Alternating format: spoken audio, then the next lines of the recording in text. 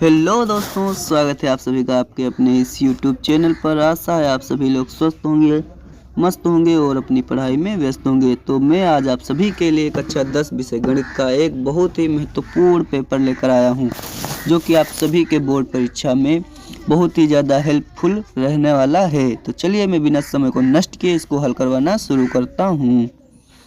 तो दोस्तों, इसमें हमारा पहला प्रश्न है, अपरिमेय संख्या है।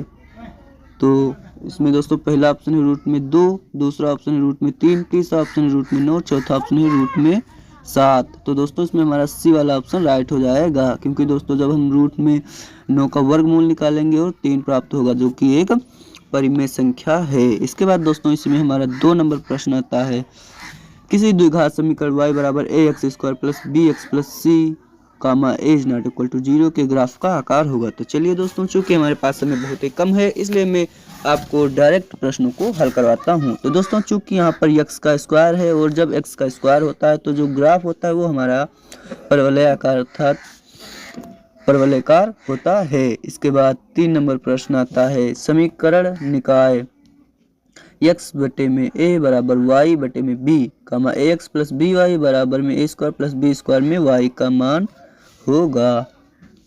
तो दोस्तों सबसे पहले हमें जो ये दिया गया है इसको हल कर लेते हैं। तो दोस्तों हमें पता चलेगा कि bx बराबर ay है। अब दोस्तों यहाँ से हम x का मान ज्ञात कर लेंगे, ay बटे में b हो जाएगा, और इसे यहाँ पर x की जगह पर पुटअप कर देंगे, तब हमें y का मान प्राप्त होगा। और दोस्तों जब आप सभी लोग इसको हल करेंगे तो आपको y बराबर b प्राप्त होगा, इसलिए हमारा सी वाला ऑप्शन राइट है। इसके बाद दोस्तों इसी में हमारा 4 नंबर प्रश्न आता है, यदि समीकरण x² minus 4x plus a बराबर 0 के कोई वास्तविक मूल नहीं है तो दोस्तों वास्तविक मूल नहीं है, इसलिए जो हमारा विविक्त कर होगा वो दोस्तों छोटा होगा 0 से।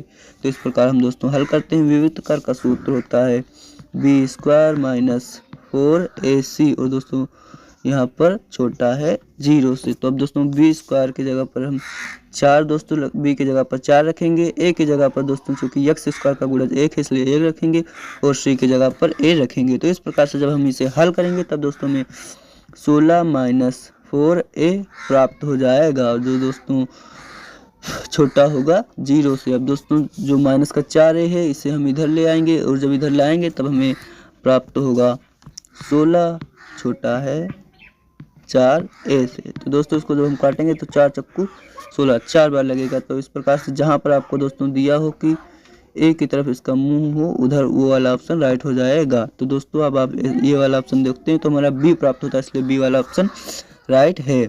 इसके बाद दोस्तों इसी में हमारा 5 नंबर प्रश्न आता है, अनुक्रम जी रूट में 2, 2 रूट में 2, 3 रूट में 2 का 10वां पद होगा। अब दोस्तों सिंपली यदि आपको सूत्र नहीं आता है तो इसके 10वां पद लिखना है। जैसे दोस्तों यहाँ पर 1 था, 1 को लिखा नहीं गया, फिर 2 हो गया, फिर 3 हो गया, और दोस्तों रूट में सिर्फ 2 ही है। तो इस प्रकार से जब 10 तक लिखे जाएंगे तो हमारा जो 10वां पद होगा वो 10 और रूट में 2 होगा, क्योंकि दोस्तों रूट में जो संख्या है वो वही रहेगी।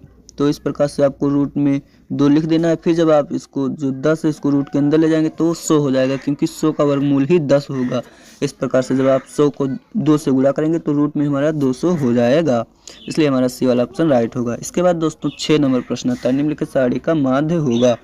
दोस्तों इस प्रकार के प्रश्न आपके बोर्ड परीक्षा के हिसाब से बहुत ही ज़्यादा महत्वपूर्ण है। ये प्रश्न आपको यहाँ पर 1 नंबर में दिया गया है, किंतु कहीं कहीं पर ये 2 नंबर में भी और 3 नंबर में भी दे देते हैं, इसके मतलब जो संख्याएं हैं उनको बदल कर।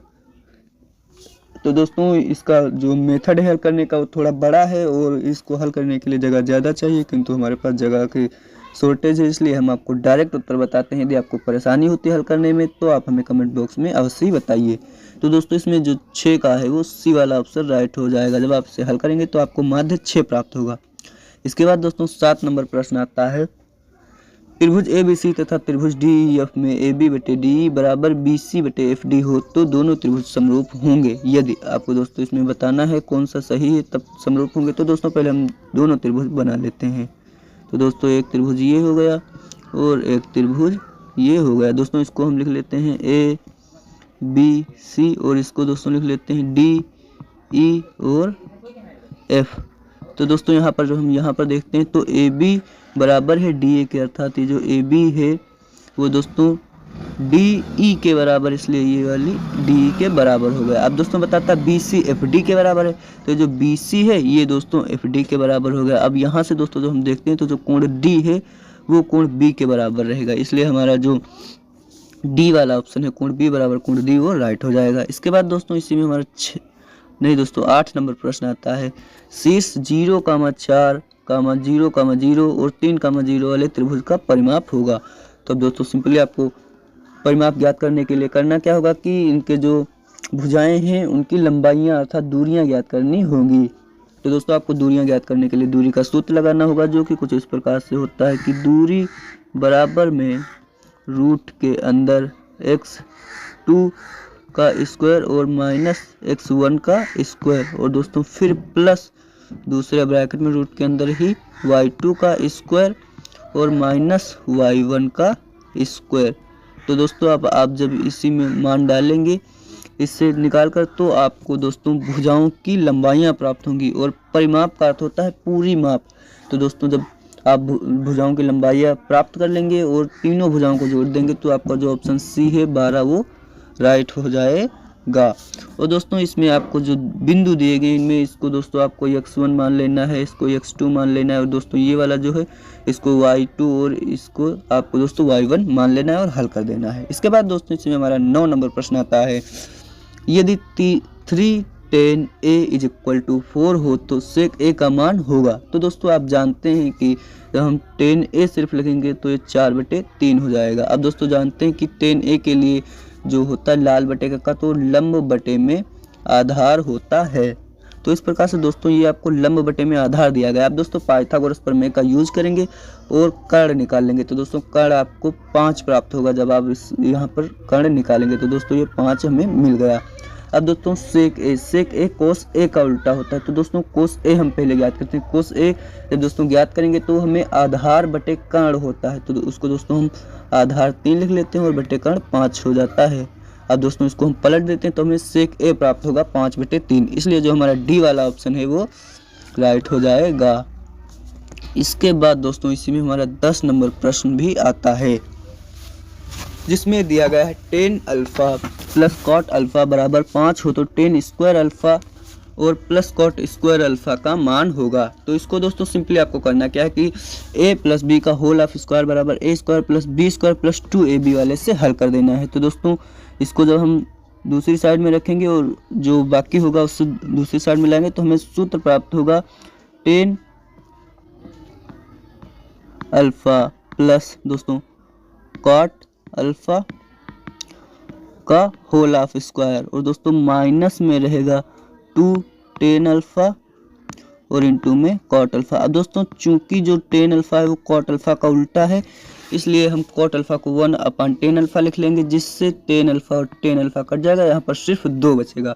और दोस्तों जो tan alpha plus cot alpha है उसकी जगह पर 5 डाल देंगे और फिर उसका वर्ग करेंगे तो 25 हो जाएगा। इस प्रकार से जब आप 25 से 2 घटाएंगे तो 23 रह जाएगा, इसलिए हमारा जो सी वाला ऑप्शन है वो राइट हो जाएगा। दोस्तों आपको इसी प्रकार से आपको सभी प्रश्न धीरे धीरे अच्छी प्रकार से हल करने हैं। इसके बाद इसी में दोस्तों 11 नंबर प्रश्न भी हमारा आता है, जिसमें दिया गया यदि साइन थीटा बराबर कोसेक थीटा तथा दी गई शर्तें तो थीटा का मान होगा। दोस्तों पहला ऑप्शन है 0, तो दोस्तों इसमें जो हमारा राइट आंसर होगा वो ऑप्शन नंबर सी हो जाएगा π/2। इसके बाद दोस्तों इसी में हमारा 12 नंबर प्रश्न भी आता है, जिसमें दिया गया है sine theta minus cos theta बराबर 0, तो साइन स्क्वायर साइन की घात 4 थीटा प्लस कोस की घात 4 थीटा का मान होगा। तो दोस्तों आपको सिंपली करना क्या है कि साइन थीटा और बराबर कोस थीटा कर देना है इस समीकरण से, क्योंकि ये माइनस उधर प्लस में हो जाएगा। फिर दोस्तों जब ये हमें साइन थीटा और बराबर में कॉस थीटा प्राप्त होगा तो दोस्तों अब दोस्तों इसके बटे में एक सिंपली रहेगा, इसके बटे में भी एक रहेगा। अब इसका हम क्रॉस मल्टीप्लाई कर लेंगे तो ये इससे जाएगा और ये इससे जाएगा। इस प्रकार से साइन थीटा बटे कॉस थीटा बराबर 0 होगा। दोस्तों जैसा कि हमें पता है साइन थीटा बटे कॉस थीटा टेन थीटा होता है, तो इस प्रकार से टेन थीटा बराबर 0 हो जाएगा। तो दोस्तों इस प्रकार से हमारा जो है वो टेन थीटा बराबर 0 हो जाएगा। तो दोस्तों जब टेन थीटा 0 होता है तो थीटा का मान भी 0 डिग्री होता है। तो अब हमें दोस्तों थीटा का मान प्राप्त हो गया, तो उसको हम साइन की घात 4 थीटा की जगह पर डाल देंगे। तो साइन थीटा का मान चूंकि 0 होता है इसलिए जो साइन की घात 4 थीटा है उसका मान भी शून्य हो जाएगा, प्लस कॉस की घात 4 थीटा। तो दोस्तों चूंकि हम जानते हैं कि कॉस 0 दोस्तों हमारा 1 होता है, इसलिए कॉस की घात 4 थीटा भी 1 ही रहेगा, तो इसलिए हमारा जो डी वाला ऑप्शन है वो राइट हो जाएगा। इसके बाद दोस्तों इसी में हमारा प्रश्न आता है 13 नंबर, जिसमें दिया गया है एक बिंदु Q से एक वृत्त पर स्पर्श रेखा की लंबाई 24 सेंटीमीटर तथा Q की वृत्त के केंद्र से दूरी 25 सेंटीमीटर है, तो वृत्त की त्रिज्या होगी। तो दोस्तों सिंपली आपको पहले से एक वृत्त बना लेना है। अब दोस्तों वृत्त की आपको स्पर्श रेखा खींच लेनी है। ये दोस्तों हम मान लेते हैं त्रिज्या जो हमें ज्ञात करनी है। दोस्तों स्पर्श रेखा की लंबाई हमें Q से खींची गई है और दिया है कि ये हमारी दोस्तों 24 सेंटीमीटर है। तो अब दोस्तों स्पर्श रेखा और वृत्त के केंद्र को मिलाते हैं तब हमें एक समकोण त्रिभुज प्राप्त होता है। और दोस्तों जब हम मिलाते हैं तो ये जो कर्ण है उसका मान हमें दोस्तों 25 दे रखा है, तो इसको हम दोस्तों 25 लिख देते हैं। अब दोस्तों हम करेंगे क्या कि पाइथागोरस प्रमेय का प्रयोग करेंगे और वहाँ से जब हम हल करेंगे तो हमें कर्ण पता है दोस्तों, और हमें दोस्तों जो लंब है वो भी पता है, तो हम अब आधार वहाँ से इजीली ज्ञात कर सकते हैं। तो दोस्तों इस प्रकार से जब हम हल करेंगे तब हमें जो आधार प्राप्त होगा, अर्थात आधार ही त्रिज्या है, तो वो 7 सेंटीमीटर हो जाएगी, इसलिए हमारा जो ए ऑप्शन है वो राइट हो जाएगा। इसके बाद दोस्तों हमारा 14 नंबर प्रश्न आता है, जिसमें है यदि एक बिंदु P से O केंद्र वाले किसी वृत्त पर PAPB स्पर्श रेखाएं परस्पर 80 डिग्री कोण पर झुकी हैं तो कोण POA होगा। दोस्तों मैं चाहता हूं ये जो प्रश्न है इसको आप लोग स्वयं करें, और आशा है आप सभी लोग इस प्रश्न का उत्तर हमारे कमेंट बॉक्स में सही देंगे, किंतु यदि आप नहीं दे रहे हैं सही आंसर तो मैं आपको अवश्य उत्तर बता दूंगा। इसके बाद दोस्तों हमारा 15 नंबर प्रश्न इसी में आता है, जिसमें R त्रिज्या वाले वृत्त के उस त्रिज्य खंड का क्षेत्रफल जिसका कोण थीटा है होगा। दोस्तों तो हम जानते हैं कि त्रिज्य खंड का क्षेत्रफल थीटा और बटे में दोस्तों 360 और इंटू में 2 पाई आर स्क्वायर होता है। दोस्तों यहाँ से हम देखते हैं तो हमें यहाँ पर कोई भी ऐसा ऑप्शन नहीं मिल रहा है जहाँ पर थीटा बटे 360 2 पाई आर स्क्वायर हो। तो अब हम दोस्तों करते हैं क्या कि 2 से इसको हल कर देते हैं तो ये 180 हो जाएगा दोस्तों। तो अब जब हम देखते हैं तो हमें जो सी वाला ऑप्शन है वो प्राप्त होता है, इसलिए हमारा सी वाला ऑप्शन राइट हो जाएगा।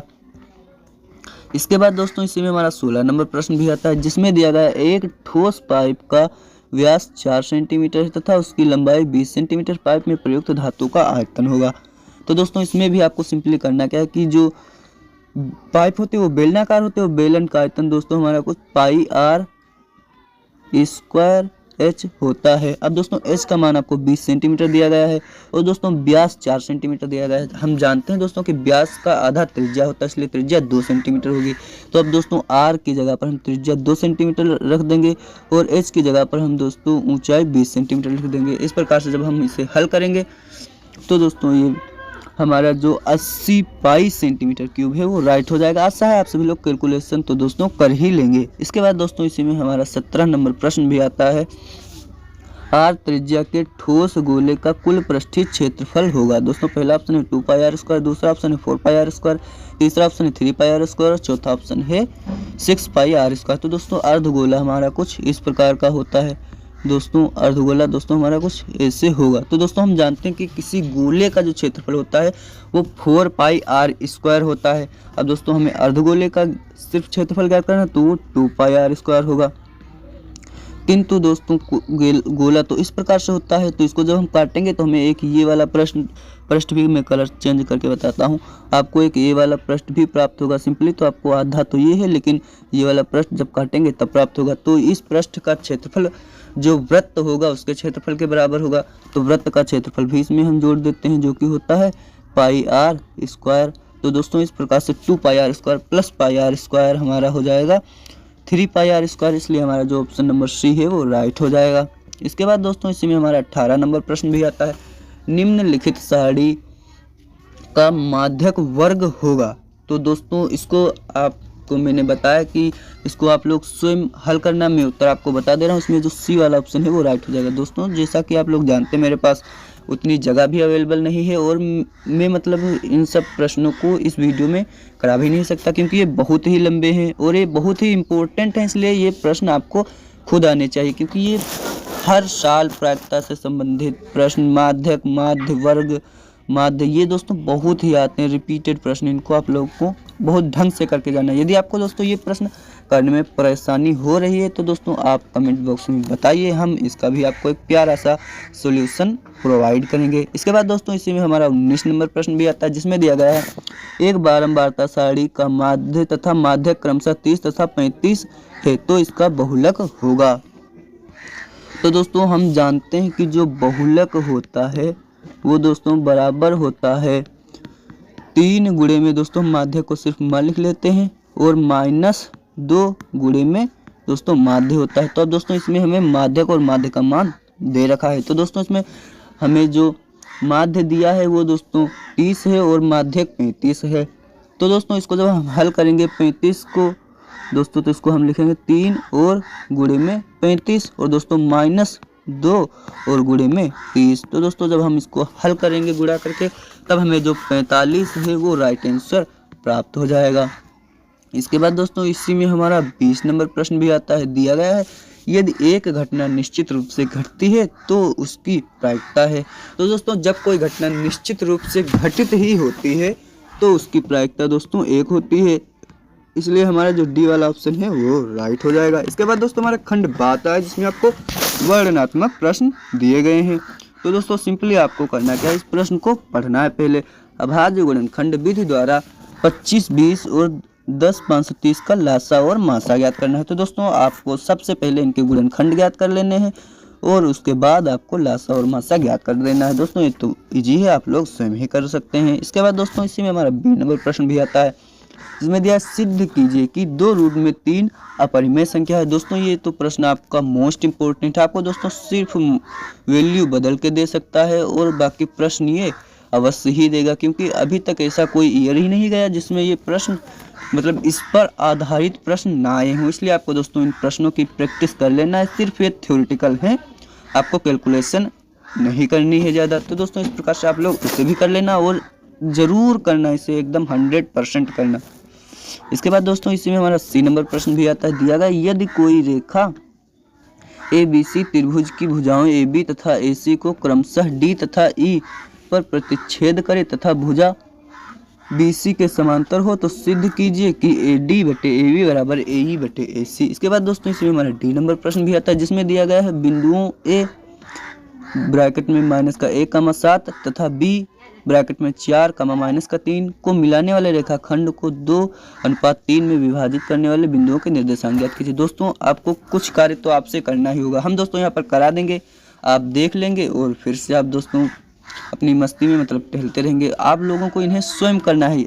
आपको जब कोई परेशानी होगी, ये नहीं बनते हैं, तब आपको हमें बताना, तब हम इन्हें करके आपको बताएंगे। दोस्तों ऐसे बताने में क्या जाता है, दोस्तों सब बता देंगे, लेकिन आप लोग भी स्वयं कुछ करिए, क्योंकि प्रैक्टिस ही एक आदमी को अच्छा रिजल्ट दिलाती है। दोस्तों पढ़ते तो सब हैं, लेकिन प्रैक्टिस कोई नहीं करता है और आपको प्रैक्टिस ही करनी है। इसके बाद दोस्तों इसमें हमारा यदि ई नंबर प्रश्न आता है, जिसमें दिया यदि कोसेक थीटा बराबर 2 हो तो cot theta plus sine theta बटे में 1 प्लस कॉस थीटा का मान ज्ञात कीजिए। अब दोस्तों कोसेक थीटा आपको 2 दिया गया है, तो अब दोस्तों करना क्या है, आपको यहाँ से थीटा का मान ज्ञात कर लेना है। बहुत ही सिंपल है ये, अगर आप इस तरह से करते हैं। थीटा का मान जब आपको पता चल जाएगा तो उसको, अब दोस्तों कोट थीटा है तो कोट थीटा के जगह पर भी थीटा रख देना है और जहाँ जहाँ थीटा है वहाँ पर थीटा का मान रख के जो मान हो उनका साइन थीटा को उसका मान भी डाल देना है और फिर हल कर देना है और आपको उत्तर प्राप्त हो जाएगा। इसके बाद दोस्तों इसी में हमारा एफ नंबर प्रश्न भी आता है, जिसमें दिया सिद्ध कीजिए कि एक समद्विबाहु त्रिभुज के शीर्ष हैं। तो दोस्तों जैसा कि मैंने आपसे पहले से ही बता रखा है, आप लोगों को बस उसी प्रकार से आपको इन सभी प्रश्नों को हल करना है। आप दोस्तों जब मतलब आपको अभी मैंने बताया था दूरी का सूत्र, आपको उसी प्रकार से इसमें दूरियां निकाल लेनी है सभी शीर्षों की। और यदि कोई 2 शीर्ष समान होते हैं तो वो समद्विबाहु त्रिभुज हो जाएगा, क्योंकि यहाँ समद्वि मतलब 2 बाहु समान होनी चाहिए। तो आपको इस प्रकार से इसे भी कर लेना है दूरी वाले सूत्र से। इसके बाद दोस्तों कुछ इंग्लिश मीडियम का दिया गया है। फिर दोस्तों हमारा प्रश्न किन्हीं 5 खंडों को हल कीजिए, जिसमें दोस्तों पहला है दिखाइए कि रैखिक समीकरण 3x - y बराबर 2 तथा 9x - 3y बराबर 6 के अनेक हल होंगे। दोस्तों इसके बाद इसी में हमें दिया गया है भूमि के किसी बिंदु P से एक 10 मीटर ऊंचे भवन के शिखर का उन्नयन कोण 30 डिग्री है। भवन के शिखर पर एक ध्वज है, ध्वज के शिखर का P से उन्नयन कोण 45 डिग्री है तो ध्वज दंड की लंबाई ज्ञात कीजिए। इसमें दोस्तों आपको सिंपली करना क्या है, ये जैसे जैसे बताता है उसी प्रकार से आपको इसका सबसे पहले चित्र बना लेना है, चित्र ड्रॉ कर लेना है। इस प्रकार के जो प्रश्न होते हैं उनकी जान चित्र होती है। जब तक आप उसका चित्र नहीं बना पाएंगे गारंटीड है आप इनको हल नहीं कर पाएंगे। इसलिए सबसे पहले आपको इनका चित्र बनाना है और फिर आपको जो लेना हो sine theta, cos theta, tan theta वो लेकर और फिर हल कर देना है आपको जिसका काम रहता है। फिर इसके बाद इसी में सी प्रश्न आता है, 2 अंकों से बनी संख्या के अंकों का योग 9 है। यदि संख्या के अंकों को पलट दिया जाए तो नई संख्या मूल संख्या से 27 अधिक है, संख्या ज्ञात कीजिए। तो दोस्तों आपको 2 अंकों की एक संख्या मान लेना है, दोस्तों मान लेते हैं यक्स वाई संख्या है। अब दोस्तों इसमें बता रहे संख्याओं का योग अर्थात यक्स प्लस वाई बराबर 9 दोस्तों दिया गया। इसी प्रकार से आपको 2 शर्तें दी गई होंगी और उनको आपको इसी प्रकार से अरेंज करके लिख लेना है। फिर आपको समीकरण मिल जाएंगे 2 और 2 समीकरण जब आपको मिलेंगे तो आपको उन्हीं समीकरणों में फेर बदल करके मान बदल कर डालकर आपको हल कर लेना है। दोस्तों बहुत ईजी होते हैं ये इस तरह के प्रश्न। इसके बाद इसमें डी नंबर प्रश्न भी आता है, दिए गए चित्र में यदि ए बी बराबर ए सी तो सिद्ध कीजिए कि बी बराबर ई सी। आपको दोस्तों चित्र भी दिख रहा होगा। इसके बाद दोस्तों इसी में हमारा ई नंबर प्रश्न आता है जिसमें दिया निम्नलिखित बारंबारता सारणी का माध्यक यदि 28.5 हो तो यक्स और वाई के मान ज्ञात कीजिए, जबकि बारंबारताओं का योग 80 है। दोस्तों जैसा कि मैंने बताया था ये बहुत ही इंपॉर्टेंट प्रश्न है, देख लीजिए आप लोग स्वयं 3 बार आ चुके हैं ये प्रश्न और आपको ये प्रश्न अवश्य ही करने ये बहुत ही ज़्यादा इम्पोर्टेंट है। फिर दोस्तों इसमें एक प्रश्न है, यदि 2 पासों को एक साथ फेंके जाते हैं तो तीनों पासों की संख्याओं का योगफल 7 से छोटा होने की प्रायिकता ज्ञात कीजिए। तो दोस्तों ये प्रश्न भी आपका बहुत ही महत्वपूर्ण है और अच्छा भी है, तो दोस्तों इसको भी आप लोग कर लेना। इसके बाद दोस्तों इसमें हमारा 3 नंबर प्रश्न आता है जिसमें दिया गया यदि 4 कुर्सियों तथा 7 मेजों का मूल्य 360 रुपये है और 6 कुर्सियों तथा 10 मेजों का मूल्य 520 रुपये है तो कुर्सी एक मेज का मूल्य अलग अलग ज्ञात कीजिए। तो दोस्तों आपको करना क्या है कि एक कुर्सी का मूल्य आपको दोस्तों x मान लेना है, एक मेज का मूल्य y मान लेना है। अब दोस्तों एक कुर्सी का मूल्य चूंकि x है इसलिए 4 कुर्सियों का मूल्य आपका दोस्तों 4x हो जाएगा और फिर प्लस कर देना है आपको। फिर क्या दिया है 7 मेजों का मूल्य, तो दोस्तों एक मेज का मूल्य y है इसलिए 7 मेजों का मूल्य 7y हो जाएगा। और दोस्तों बराबर में क्या दिया का मूल्य 360 रुपये इसलिए इसको 360 लिख देना है। इसके बाद दोस्तों दूसरी शर्त दी 6 कुर्सियाँ हैं तो 6 कुर्सियों का मूल्य 6x हो जाएगा और प्लस दोस्तों 10 मेजों का मूल्य तो आपको 10y लिख लेना है और बराबर दोस्तों आपको 520 दिया है तो इसको लिख लेना है। अब आपके पास दोस्तों 2 समीकरण हो गए, अब आपको इन्हीं को हल कर देना है और आपको उत्तर प्राप्त हो जाएगा। इसके बाद दोस्तों इसी में अथवा में भी प्रश्न दिया गया है जिसमें है एक आदमी ने 3250 रुपये का ऋण लिया है। उसने पहले महीने 20 रुपये दिए, फिर वह प्रतिमाह 15 रुपये बढ़ाता गया तो वह कितने माह में ऋण चुका कर देगा। तो दोस्तों इसको भी आपको कर लेना है अच्छे से।